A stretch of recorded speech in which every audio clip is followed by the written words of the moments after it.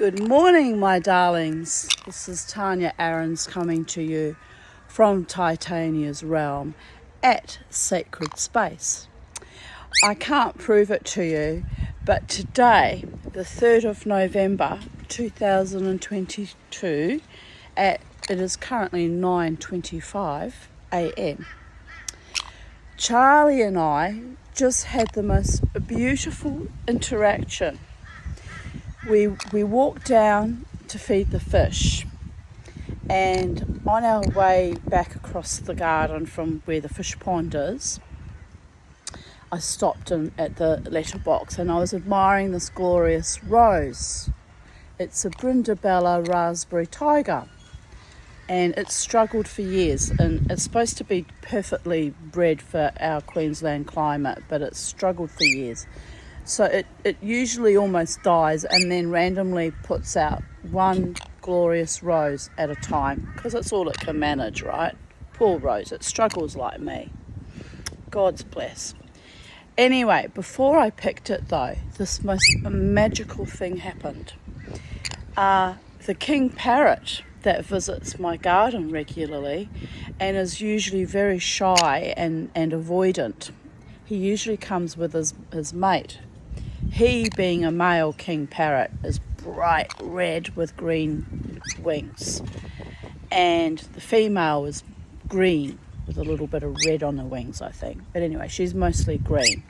But she wasn't with him. It was a bit bizarre. I'm a bit worried actually, because they always come together, the two of them, fly over together, fly through my garden.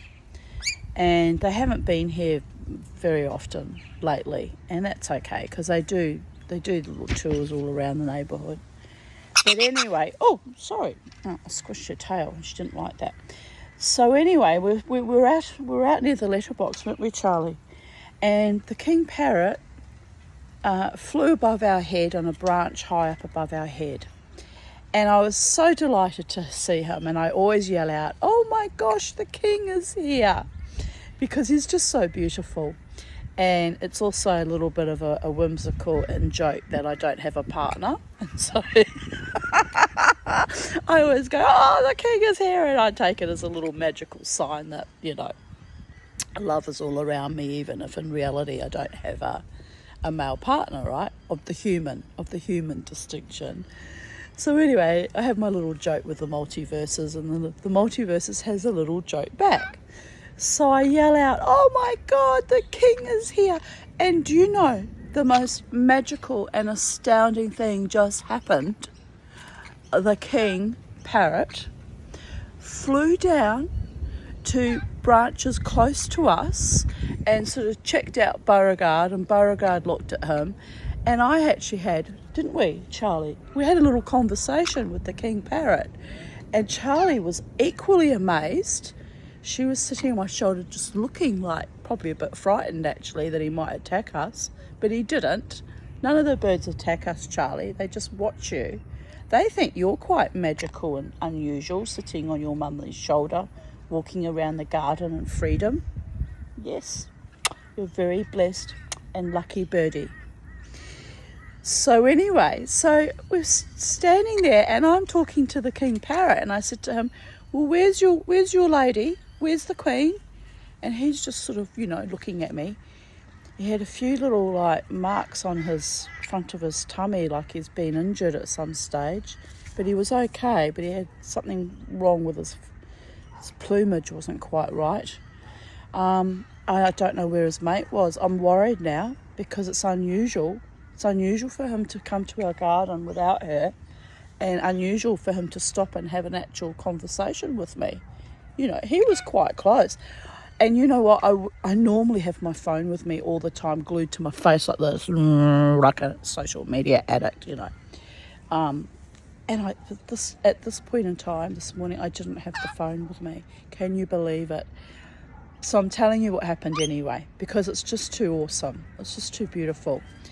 So anyway, he's just standing there on his branch, and then he flew even closer to us, like between here and where that frangipani tree branch is. So only a distance of about 2 meters, 1.5 meters. And he's just twittering away, having a conversation with us in bird language. And Charlie's just sitting there like a bit frozen. And then he flew up a bit higher, and then he flew back down. And I swear to God, if Charlie hadn't been here, I think he was contemplating landing on my head or on my shoulder. He was just looking at me like this, really lovingly. But he was a bit wary of Charlie, which he should be, because rainbow lorikeets are vicious birds and jealous birds too, aren't they, Charlie? But anyway, we had a chat with him for about, I think it was about 5 minutes. He was sitting there looking at us, flying up and down in the golden rain tree and getting closer and closer to me. And, you know, it was just the most beautiful and delightful thing. And I was in a very dark space yesterday mentally. It was horrific how I felt. I haven't felt that dark in a long time. And so here we are, another day in paradise. I had a good sleep last night, thank goodness, because that's why the mood unravelled and disintegrated into something quite awful. And even though I felt icky, I still drove to Algester to pick up some little silver napkin rings that I thought I might transmute into jewellery. And they're not sterling silver, so I don't know if I can be bothered now. But one piece is quite pretty. I might still make something out of it. But anyway, that was my only outing yesterday, was to go and pick that up.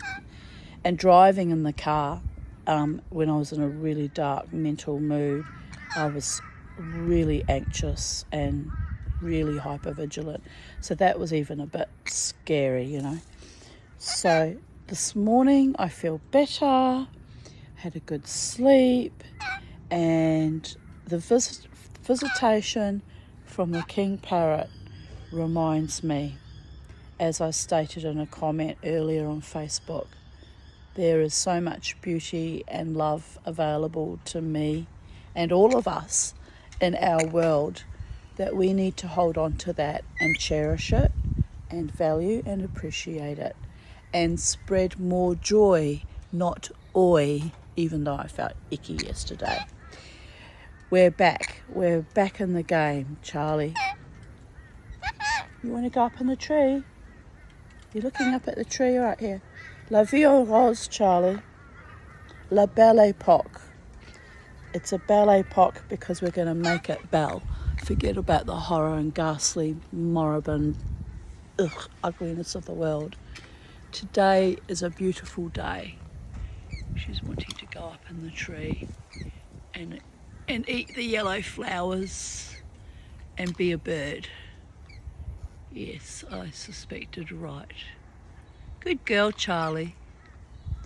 So, anyway, I just wanted to quickly make this video and share that beauty with you and the beauty of my rose. I'll try and get it in the sunlight. Look, it's exquisite when it does its thing. When it struts its stuff, it's exquisite. A bit like me. Not really. What is exquisite is that I continuously strut my stuff against the odds. So there is great magic and awe and beauty in that too. So on that note, I'm going to sign off now, and I've got my cleaning lady coming shortly, and then my friend Lynn's coming to visit me. Elon Musk has just requested to follow me. I don't think so. Why would Elon Musk want to follow me? I don't like what he stands for, this anti-humanist campaigns and sending Teslas to Mars like a giant cock flog. It's just revolting. And yes, I have said that out loud and on Facebook, YouTube, and possibly Instagram. So, no, you get these scam accounts that pretend to be celebrities and want to follow you, and I just laugh at it. I just find it very amusing. They usually get blocked very quickly. Anyway, the universe and planet Earth is a glorious place. So to the trolls and to the vampires, psychic and otherwise, and the anti-human celebrities and billionaires of this world, Nurture our planet. We're here for a reason. Don't obfuscate, don't desecrate, and don't decimate. Life is beautiful. Be in it. Even the Martians don't want us coming and trashing their planet. I'm quite sure of that one. Anyway, on a happy note, love from the multiverses at Titania's realm. God's bless. Love you all. Even Elon Musk, as long as he stays far away from me and in his corner. I can't abide anti-planetary cretins. Goodbye, good luck.